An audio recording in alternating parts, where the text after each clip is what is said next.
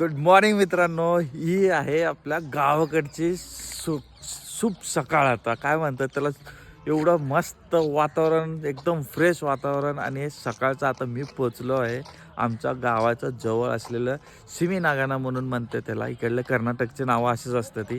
तर इथं पोचलो आणि आमचं पहिलं देवदेव इथं करायचं आहे. सिमी नागाला इथं अभिषेक आहे. इथून जळकापूर मारुती म्हणून इथून एक थोडंसं जवळच आहे, तिकडे जाणार आहे जळकापूर मारुतीला. तिथं अभिषेक आहे. इथं हे तोडी झालं तर मग परत आपल्या गावात जायचं आहे, जे म्हणजे कन्नडमध्ये म्हणतात त्याला कुरुबरवाडी आणि मराठीत म्हणतात धनगरवाडी. या असं आमचं गाव आहे छोटंसं. तुम्हाला ते तिथं पोचलो होतो, पण पहाटे पोचलो होतो म्हणून तिकडलं मी तसं शूट केलं ना. पहिलं आधी इथून शूट करावं म्हटलं.